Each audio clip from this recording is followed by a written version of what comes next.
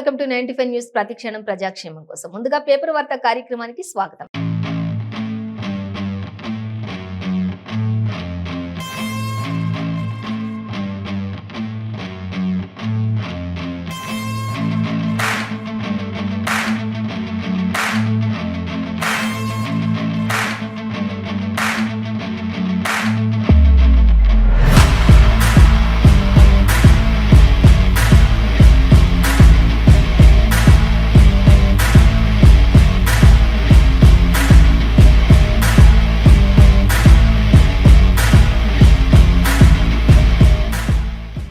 ఈ రోజు మన ముందు ఆంధ్రజ్యోతి, వెలుగు, ఈనాడు దినపత్రికలు ఉన్నాయి. మరి ఏ దినపత్రికలో ఏ వార్తలు అనేది మనం చూసినట్లయితే ఫస్ట్ వచ్చేసి మనం వెలుగు దినపత్రిక చూద్దాం. వెలుగు దినపత్రిక చూసినట్లయితే మనకి ప్రధానంగా ఇచ్చిన వార్త అంటే సభాష్ బరెలక్క అంటూ బరెలక్కకు సంబంధించినటువంటి డీటెయిల్స్ ని మనకి ఫస్ట్ ప్రధానమైన వార్తగా ఇచ్చారు వెలుగు దినపత్రికలో. ఇంకా నిరుద్యోగుల గొంతుకై వినిపిస్తున్నటువంటి కర్ణ శిరీష అంటూ కూడా తన గురించి ఇవ్వడం జరుగుతుంది. సో తన గురించి ఏం రాశారు అనేది మనం డీటెయిల్ గా చూద్దాం. అలాగే మరొక వార్త చూస్తే నా అరెస్టుకు మొత్తం కూడా కుట్రతోనే జరుగుతూ ఉంది. మరి అమిత్ షాకి మరి మీ పార్టీలో ఉంటే నేను మంచోని, మీ పార్టీ నుంచి బయటకు వచ్చేస్తే చెడ్డవాడిని అంటూ కూడా మరి వివేక్ వెంకట స్వామి కూడా మరి అమిత్ షాని క్వశ్చన్ చేస్తున్నారు. అమిత్ షా నాపై కాదు చర్యలు తీసుకోవాల్సింది, యాక్షన్ తీసుకోవాల్సింది, ఎమ్మెల్సీ కల్వకుంట్ల కవితపై యాక్షన్ తీసుకో అంటూ కూడా మనకి బీజేపీలో ఉన్నప్పుడు నేను మంచిగా కనిపించిన మీకు ఈ రోజు చెడ్డవాడిగా కనిపిస్తున్నాను అంటూ కూడా వివేక్ వెంకటస్వామి కూడా చెప్తూ ఉన్నారు. అమిత్ షా పై కూడా ఆయన ఫైర్ అవుతున్నారు. నాపై కాదు మీరు చూపించాల్సింది, యాక్షన్ తీసుకోవాల్సింది.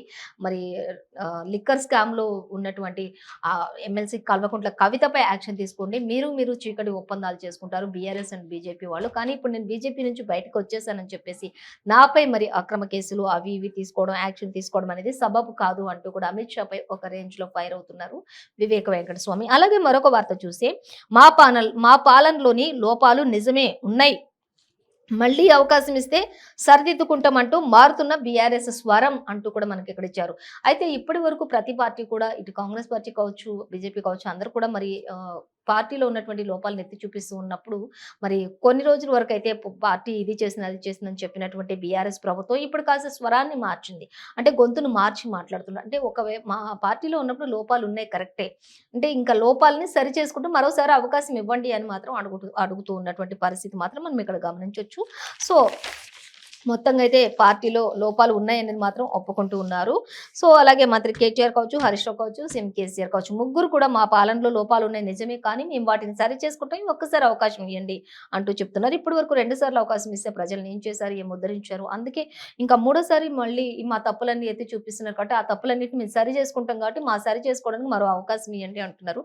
అంటే ప్రజలందరూ ఆగమైపోయినా పర్వాలేదు, మేము సరి చేసుకోవడానికి మాత్రం సమయం ఇవ్వండి అన్నట్లుగా మళ్ళీ వాళ్ళ కోసమే అడుగుతున్నట్లుగా ఇక్కడ ముగ్గురు కూడా అడుగుతున్నటువంటి పరిస్థితి మనం గమనించవచ్చు. అలాగే కాళేశ్వరం పూర్తయింది, ఇక పాలమూరే మిగిలింది అంటూ కూడా సీఎం కేసీఆర్ చెప్తున్నారు. అలాగే మరొక వార్త చూస్తే కేసీఆర్ చెర్లపల్లి జైలుకి వెళ్ళడం ఖాయమంటూ కూడా మంత్రి రేవంత్ రెడ్డి కూడా మరి ఇక్కడ తీవ్ర ధ్వజమెత్తుతున్నటువంటి పరిస్థితి. అలాగే ఇంకా చూసుకున్నట్లయితే మరొక వార్త మనం చూస్తే కేసీఆర్ కు కాళేశ్వరం ఏటీఎం లా పనిచేసింది అంటూ వివేక్ వెంకటస్వామి కూడా అలాగే జేపీ నడ్డా కూడా మాట్లాడుతూ ఉన్నటువంటి పరిస్థితి కనిపిస్తూ ఉంది. ఇక్కడ జేపీ నడ్డా కూడా కేసీఆర్ కు కాళేశ్వరం అనేది ఒక ఏటీఎం లాగా లక్షల కోట్లు దండుకున్నటువంటి పరిస్థితి అంటూ కూడా ఆయన చెప్తున్నటువంటి పరిస్థితి. ఆయన అవినీతిని మొత్తం కూడా సిట్టింగ్ జడ్జితో సహా విచారణ చేయిస్తామంటూ కూడా జేపీ నడ్డా కూడా వ్యాఖ్యలు చేస్తున్నటువంటి పరిస్థితి. అట్ ది సేమ్ టైంలో మరి కాంగ్రెస్ లోకి చేరినటువంటి వివేక్ వెంకటస్వామి కూడా ఇదే చెప్తూ ఉన్నారు. ఖచ్చితంగా అవినీతి సొమ్మంతా కూడా బయటకు కక్కిస్తాం, అదంతా కూడా పేద ప్రజలకు పంచి పెడతాము అంటూ కూడా చెప్తూ ఉన్నారు. పథకాల రూపంలో ప్రజలకే మళ్ళీ అవన్నీ పంచుతాం అంటూ కూడా చెప్తున్నారు. ఇటు బీజేపీ చూసినా ఇటు కాంగ్రెస్ చూసినా మాత్రం ఇప్పుడు బీఆర్ఎస్ చేస్తున్నటువంటి లోపాలు, బీఆర్ఎస్ చేస్తున్నటువంటి అవినీతి ఆరోపణలు అన్నింటినీ కూడా చిట్టా బయటకు తీస్తాము అని మాత్రం ఖచ్చితంగా చెప్తూ ఉన్నటువంటి పరిస్థితి అయితే మనం గమనించవచ్చు వెలుగు దినపత్రికలో. అలాగే ఇక బీఆర్ఎస్ రాబడి చూసుకుంటే 6,830 కోట్లు అంటూ కూడా చెప్తూ ఉన్నారు. మరొక చోట చూసినట్లయితే 683 కోట్లుగా ఉంది బీఆర్ఎస్ రాబడి. మొత్తం కూడా చూసుకుంటే 2022 నుంచి 23 ఏడాదిలో రీజనల్ పార్టీలో ఇదే ఒక టాప్ లెవెల్లో ఉంది అంటూ కూడా చెప్తూ ఉన్నటువంటి పరిస్థితిని మనం గమనించవచ్చు. సో మెయిన్ డీటెయిల్స్ చూసుకున్నట్టయితే ఫస్ట్ వచ్చేసి మనకి సభాష్ బర్రెలక్క అంటూ మరి కర్నె శిరీష గురించి ఇచ్చారు. నిరుద్యోగుల గొంతుకగా అసెంబ్లీ బరిలో ఉన్నటువంటి బరిలక్క అంటూ ఇచ్చారు.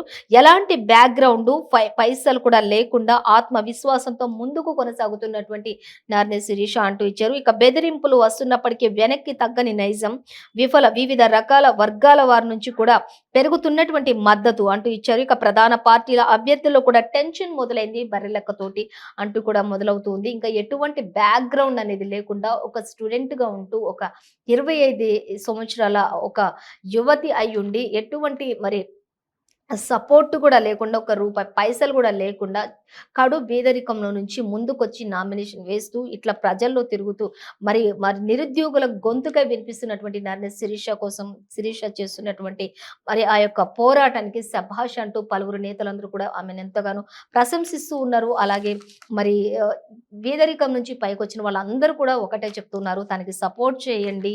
ఇలా ఒక కష్టాల నుంచి వచ్చిన వాళ్ళకి సపోర్ట్ చేస్తేనే ఇంకో కష్టాల్లో ఉన్న వాళ్ళకి, ఒక నిరుద్యోగికి ఇంకో నిరుద్యోగి బాధ తెలుస్తది. ఒక స్టూడెంట్ పడుతున్నటువంటి వేదనలు ఎలా ఉంటాయో ఇంకో స్టూడెంట్‌కే తెలుస్తాయి. కాబట్టి ఖచ్చితంగా తనకు అవకాశం ఇయ్యండి.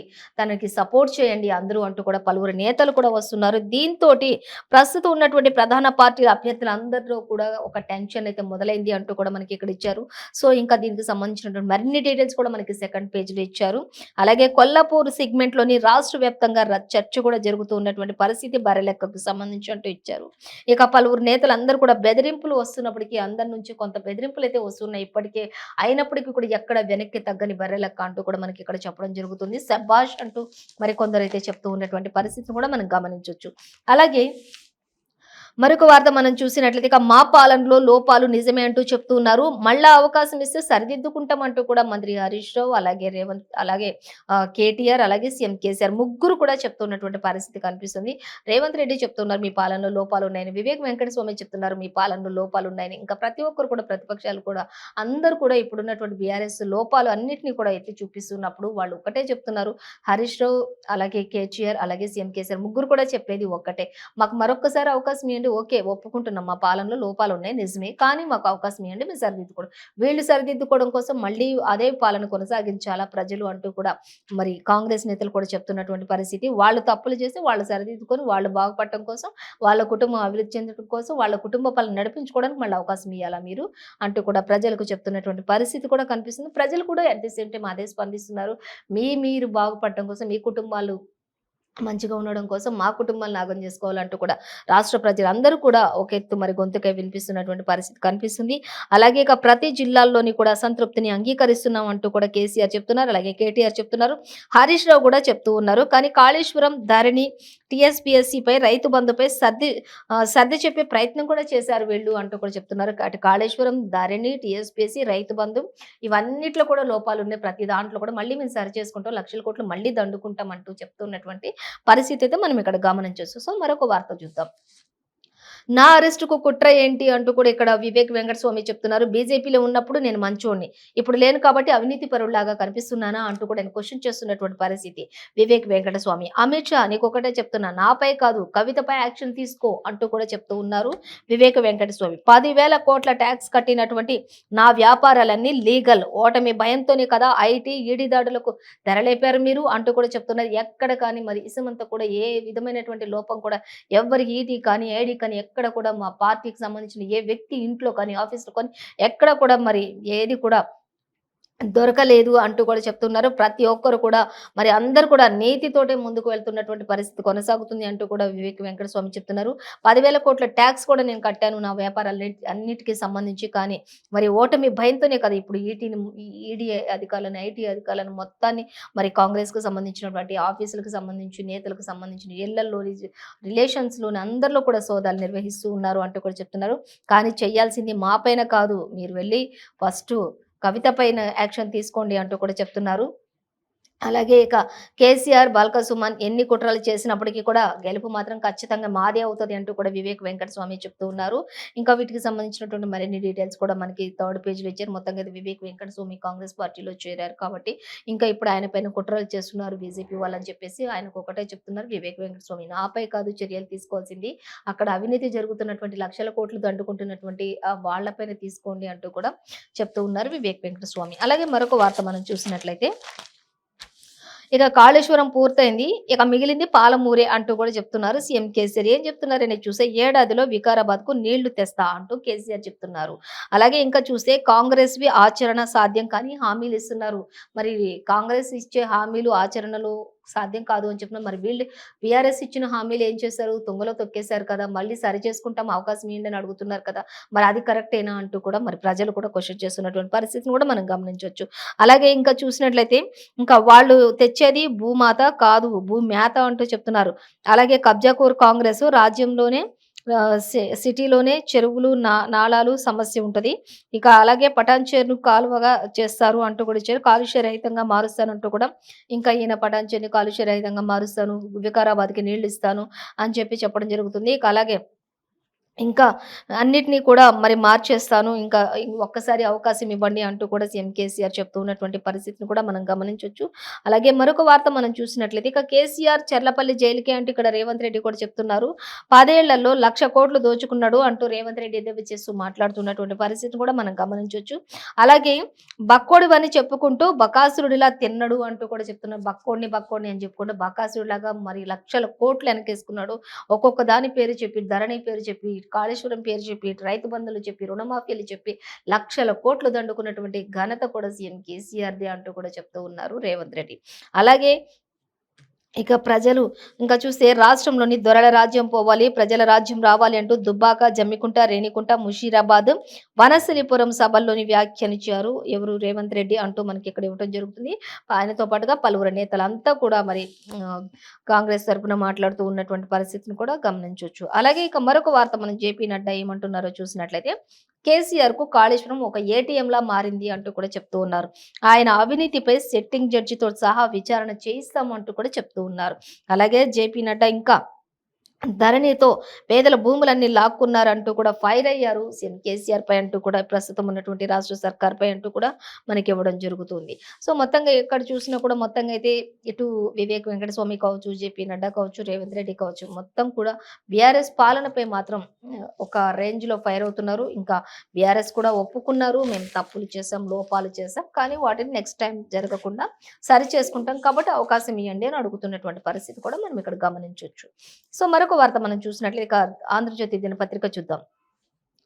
ఆంధ్రజ్యోతి దినపత్రిక చూస్తే ప్రచారంలో అగ్రనేత అంటూ మనకి ఇక్కడ ఇవ్వడం జరుగుతుంది. మహేశ్వరంలో మరి జరిగినటువంటి ప్రజా ఆశీర్వాద సభలో మాట్లాడుతున్న సీఎం కేసీఆర్, అలాగే ఆయనతో పాటుగా మంత్రి సబితా ఇంద్రారెడ్డి, విద్యాశాఖ మంత్రి సబితా ఇంద్రారెడ్డి కూడా ఉన్నట్లుగా మనం గమనించవచ్చు. మొత్తంగా అయితే ఆ ప్రచారంలో మొత్తం కూడా ఖచ్చితంగా బీఆర్ఎస్ ని మళ్ళీ అధికారంలోకి తీసుకురండి అని చెప్పడమే జరుగుతుంది.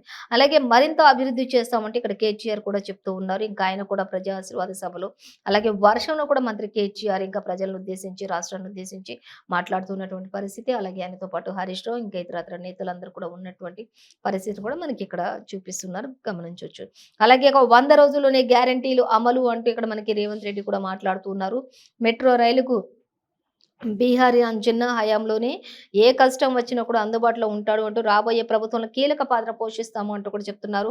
కాంగ్రెస్ ను ఆశీర్వదించేందుకు వరుణుడు కూడా వచ్చాడు అంటూ రామ్ నగర్ అలాగే కార్నర్ మీటింగ్ లోనే రేవంత్ రెడ్డి చెప్తున్నారు. ఇంకా ఆ టైంలో వర్షం పడుతుంది, వర్షంలో కూడా వాళ్ళెంతో జోరుగా మరి ప్రచారం కొనసాగించారు అనేది మాత్రం మనకి ఇక్కడ క్లియర్ గా మెన్షన్ చేశారు. సో ఇక వరుణుడు కూడా దీవించడానికి వచ్చాడు అంటూ కాంగ్రెస్ గెలుపు ఖాయం అంటూ కూడా వాళ్ళు కూడా చెప్తున్నటువంటి పరిస్థితి మనం గమనించవచ్చు. అలాగే ఇంకా మరొక వార్త మనం చూసినట్లయితే కాంగ్రెస్ వస్తే ఇన్నాళ్ళు చేసిందంతా వృధా అయిపోతుంది అంటూ సీఎం కేసీఆర్ కూడా చెప్తూ ఉన్నటువంటి పరిస్థితిని మనం గమనించవచ్చు. ఇక రాజకీయాల కోసం కాళేశ్వరాన్ని బద్నాం చేయొద్దు అంటూ కూడా మంత్రి కేటీఆర్ చెప్తున్నారు. మీరు చేయాల్సిన రాజకీయాల కోసం కాళేశ్వరాన్ని బద్నాం చేయకండి అంటున్నారు. మరి కాళేశ్వరాన్ని బద్నాం చేయొద్దు అంటే మరి మేడిగడ్డ పరిస్థితి ఏంటి అంటూ కూడా అడుగుతున్నారు. అది చిన్న లోపం జరిగింది, ఆ లోపాన్ని సరి చేసుకుంటాం అంటూ కూడా చెప్తూ ఉన్నారు. అలాగే ఇప్పుడు గెలిచిన తర్వాత ఖచ్చితంగా కాళేశ్వరం పైనే మొదటిగా అక్కడికి వెళ్ళి పరిశీలన చేయడం జరుగుతుంది అంటూ కూడా చెప్తూ ఉన్నారు పలువురు. అలాగే ఇక కాంగ్రెస్ వస్తే ఇన్నాళ్ళు నేను చేసినంత వృధా అయిపోద్ది, చిన్న చిన్న లోపాలని వాటిని సరి చేసుకుందాం అంటూ కూడా చెప్తున్నారు. కైలాస మాటలో పాము మింగినట్లే అవుతుంది, ఎట్లయితే మింగిందో ఇప్పటి వరకు పైదాకా గెలిచి లాస్ట్ కి ఎట్లా వస్తామో అట్లనే అవుతుంది. కాబట్టి కాంగ్రెస్ ని గెలిపించకండి, టీఆర్ఎస్ ని గెలిపించండి అంటూ కూడా బీఆర్ఎస్ అధినేత చెప్తూ ఉన్నారు. ఇక ధరణి తీసేస్తే భూములు, పంచాయతీలు మళ్ళీ మొదటికే వస్తాయి. పహణి నకళ్ళ కోసం ఆఫీసులు చుట్టూ తిరగాల్సిన అవసరం వస్తుంది. మరి గమనించుకోండి 3 గంటలే కరెంటు తోటి ట్రాన్స్‌ఫార్మర్‌లు పేలుతాయి అంటూ కూడా చెప్తున్నారు. ఇంకా ట్రాన్స్‌ఫార్మర్‌లు పేలుతాయి 3 గంటల కరెంట్ ఇస్తే అంటూ కూడా చెప్తున్నారు. కానీ 3 గంటల కరెంట్ అనేది కొన్ని సందర్భాలను బట్టి మాట్లాడారు. కానీ దానినే మరి ఎద్దేవా చేస్తూ మాట్లాడుతున్నటువంటి పరిస్థితిని కూడా మనం ఇక్కడ గమనించొచ్చు. అలాగే ఇక్కడ కిషన్ రెడ్డి కూడా చెప్తున్నారు. కేసీఆర్‌ను ఖచ్చితంగా ఓడిస్తాం అంటూ కూడా చెప్తూ ఉన్నారు. ఇక గజ్వేల్, కామారెడ్డిలో ఆయన్ని ఓడించేది బీజేపీని అంటూ కూడా ఆయన ఎంతో ధీమా వ్యక్తం చేస్తున్నటువంటి పరిస్థితి. అలాగే విశిష్ట మెజారిటీ తోటి మాకు అధికారం ఖాయం అంటూ కూడా చెప్తున్నారు. 100 సీట్లలో ప్రత్యర్థులతోటి మాకు పోటాపోటీగా ఉంటుంది. బీఆర్ఎస్‌పై ప్రజల్లో వ్యతిరేకత అయితే చాలా వరకు మొదలైంది అంటూ కూడా ఆయన చెప్తున్నటువంటి పరిస్థితి. అందుకే నిలదీతలు కూడా ఎక్కువయ్యాయి. యువత, నిరుద్యోగుల్లో కూడా నిశ్శబ్ద విప్లవం కూడా మొదలైంది అంటూ కూడా చెప్తున్నారు. కాంగ్రెసోళ్ళు పాల్తుగాళ్ళు అంటూ కూడా చెప్తున్నారు. ఈడీకి, బీజేపీకి లింక్ ఏంటి అంటూ కూడా చెప్తూ ఉన్నారు. అసలు బీజేపీకి, ఈడీకి లింక్ ఏంటి? కాంగ్రెసోళ్ళు ఈ విధంగా మాట్లాడుతుర్రు అంటూ కూడా మరి కిషన్ రెడ్డి విమర్శిస్తూ ఉన్నారు. అలాగే కుక్కలు తినేటోడు పోతే నక్కలు తినేటోడు వస్తాడు అంటూ కూడా చెప్తూ ఉన్నారు. ఇక ఆంధ్రజ్యోతి ఇంటర్వ్యూలో బీజేపీ రాష్ట్ర చీఫ్ కిషన్ రెడ్డి ఇంకా అనేక విషయాలను కూడా షేర్ చేసుకున్నారు అనేది కూడా మనకు తెలుస్తుంది. బీఆర్ఎస్ వచ్చినా, కాంగ్రెస్ వచ్చినా ఒకటే. కానీ అవి రెండు రాకుండా ఒక బీజేపీ వస్తేనే రాష్ట్ర ప్రజలు, దేశ ప్రజలంతా కూడా సుభిక్షంగా ఉంటారు అన్నట్లుగా మరి కేంద్ర మంత్రి కిషన్ రెడ్డి చెప్తున్నటువంటి పరిస్థితి మనకు ఆంధ్రజ్యోతి దినపత్రికలో గమనించొచ్చు. అలాగే ఇంకా మరొక వార్త మనం చూసినట్లయితే ఆంధ్రజ్యోతి దినపత్రికలో పిల్లి తావులు మార్చినట్లు కేసీఆర్ సీట్లు మారుస్తుండు అంటూ కూడా ఇక్కడ రేవంత్ రెడ్డి కూడా చెప్తున్నారు. ఇక నేడు ప్రియాంక, రేపు రాహుల్ 2 రోజుల పాటు ప్రియాంక పర్యటన కొనసాగుతుంది. 3 నియోజకవర్గాల నుండి రాహుల్ గాంధీ సభలు ఉండబోతున్నాయి అంటూ కూడా మనకి ఇక్కడ క్లియర్ గా మెన్షన్ చేశారు. అలాగే సిద్దిపేట నుంచి కరీంనగర్ కు, పాలమూరు నుంచి గజ్వేల్ కు, ఇప్పుడు కామారెడ్డికి జనం బండకేసి కొడతారనే భయంతోనే మార్పు. ఎప్పటికప్పుడు ప్రజల్ని మోసం చేస్తున్న కేసీఆర్ కామారెడ్డిలో ప్రజలు బొందబెట్టడం ఖాయం అంటూ కేసీఆర్ ఉద్దేశించి రేవంత్ రెడ్డి మాట్లాడారు.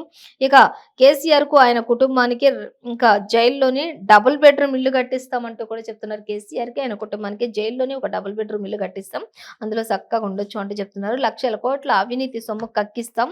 ఇక మానకొండూరు, జమ్మికుంట, దుబ్బాక సభలోని టీపీసీసీ చీఫ్ రేవంత్ రెడ్డి అవినీతితోటి కాళేశ్వరం కుంగినట్లుగా మీ ఓటుతోటి ప్రభుత్వం కూలాలి అంటూ కోదండరాం కూడా చెప్తున్నటువంటి పరిస్థితి. మీ ఓట్లతోటి మరి ఇప్పుడున్నటువంటి రాష్ట్ర సర్కార్ కూలిపోవాలి అంటూ కూడా చెప్తున్నారు. అలాగే అవినీతితోటి కాళేశ్వరాన్ని కూడా కుంగదీసే ప్రయత్నాలు జరుగుతూ ఉన్నాయి. అలాగే ఇప్పటికే మేడిగడ్డ మొత్తం కూడా కుంగిపోయినటువంటి పరిస్థితి కనిపిస్తుంది. కాబట్టి మీ ఓటుతోటి ఈసారి ఖచ్చితంగా మరి బీఆర్ఎస్ కి బుద్ధి చెప్పాలి అంటూ కూడా కోదండరాం సార్ కూడా ఫైర్ అవుతున్నటువంటి పరిస్థితి మనం ఇక్కడ గమనించవచ్చు. అలాగే మరొక వార్త చూస్తే నేడు ఆర్మూర్‌కు అమిత్ షా అంటూ ఇచ్చారు. 3 రోజుల పాటు రాష్ట్రంలోనే ఉంటారు. అలాగే హుజూర్ నగర్ కి సంబంధించి నేడు జేపీ నడ్డా ఉంటారు. 27న హైదరాబాద్ లో మోదీ రోడ్ షో కూడా ఉంటుంది అంటూ ఇచ్చారు. పాలనంతా అవినీతి బీఆర్ఎస్ అంటూ ఇచ్చారు. బీఆర్ఎస్ పాలన మొత్తం కూడా అవినీతి మయంగా మారిపోయింది అంటూ చెప్తున్నారు. కుటుంబ పార్టీలతో అభివృద్ధి సున్నాగా ఉంటుంది తప్ప ఏం అభివృద్ధి జరగదు అంటూ చెప్తున్నారు. ఈ ఎన్నికల్లో బీజేపీని గెలిపించండి, తెలంగాణ రూపురేఖలను మార్చేస్తామంటూ కూడా అన్ని రంగాల్లో అభివృద్ధి చేస్తామంటూ కూడా జేపీ నడ్డా చెప్తూ ఉన్నారు. ఇంకా చూసినట్లయితే ఖచ్చితంగా అమిత్ షా కూడా ఇంకొకటే చెప్తున్నారు. నేడు ఆర్మూర్‌లో కూడా ఆయన రోడ్ షో ఉంటుంది. అలాగే 3 రోజుల పాటు రాష్ట్రంలోనే ఉంటారు అంటూ చెప్తున్నారు.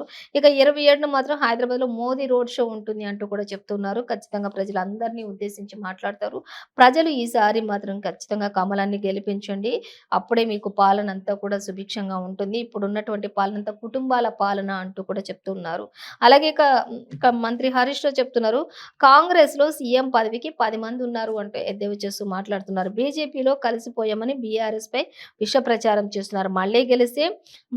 మళ్ళీ గెలిస్తే మౌజంలకు 10,000 గౌరవ వేతనం ఇస్తామంటూ కూడా మరి చెప్తున్నారు. అలాగే గీత కార్మికులకు ద్విచక్ర వాహనాలు ఇప్పిస్తామంటూ కూడా ఇంకా అది ఇప్పిస్తాం, ఇది ఇప్పిస్తాం అంటూ కూడా ఇప్పుడు ఓటమి భయం పట్టుకొని ప్రతి ఒక్కరికి కూడా ఆ వర్గానికి చెందిన వాళ్ళకి ఇంత ఇస్తాం, ఈ వర్గానికి చెందిన వాళ్ళకి ఇంత ఇస్తాం అని చెప్పడం జరుగుతుంది. మరి ఇన్ని రోజులు ఎందుకు చేయలేదు అంటూ కూడా ప్రజలు బీఆర్ఎస్ ని క్వశ్చన్ చేస్తున్నటువంటి పరిస్థితినే మనం ఆంధ్రజ్యోతిలో గమనించవచ్చు. అలాగే మరొక వార్తాపత్రిక చూద్దాం. ఇంకా చూసినట్లయితే ఈనాడు దినపత్రిక చూద్దాం. ఈనాడు దినపత్రికలో కూడా మనకి మెయిన్ అంటే ఇంకా కాంగ్రెస్ భాజపాలవి మోసపూరిత హామీలు అంటూ ఇక్కడ మనకి ఎవరు సీఎం కేసీఆర్ చెప్పడం జరుగుతుంది. ప్రధానంగా ఇచ్చిన వార్త అంటే మరొక దగ్గర జేపీ నడ్డా చెప్తున్నారు. 10 ఏళ్లుగా తెలంగాణకు గ్రహణం పట్టింది. ఆ గ్రహణాన్ని వదిలించాలి ఇప్పుడు అంటూ కేసీఆర్ కుటుంబం వల్లనే రాష్ట్రం వెనుకబడిపోయింది మొత్తం కూడా అంటూ కూడా జేపీ నడ్డా చెప్తున్నారు. అలాగే బీసీని సీఎంను చేస్తానన్నందుకే భాజపాకు మద్దతు పలుకుతున్నాను అంటూ కూడా చెప్తున్నారు. కొత్తగూడెం సభలోని పవన్ కళ్యాణ్ కూడా మాట్లాడుతున్నటువంటి పరిస్థితి కనిపిస్తుంది. ఇక భారత పాలనకు ముగింపు ఖాయం అంటూ కేంద్ర మంత్రి పీయూష్ గోయల్ కూడా చెప్తూ ఉన్నారు. ఇక భాజపాతోనే అభివృద్ధి సాధ్యమవుతుంది, సుస్థిరత అంటూ కూడా స్మృతి ఇరానీ కూడా మాట్లాడుతున్నటువంటి పరిస్థితి. రేపు మోదీ, అమిత్ షా ఇద్దరు కూడా నడ్డా రాష్ట్రంలోనే ఉంటారు. అలాగే 27న మోదీ రోడ్ షో కూడా ఉంటుంది అంటూ కూడా చెప్పడం జరుగుతుంది. ఇక అలాగే ఇక్కడ కేటీఆర్ కూడా చెప్తూ ఉన్నారు. బారాసతోనే సుస్థిర అభివృద్ధి సాధ్యమవుతుంది అంటూ కూడా ఆయన కూడా చెప్తున్నటువంటి పరిస్థితి.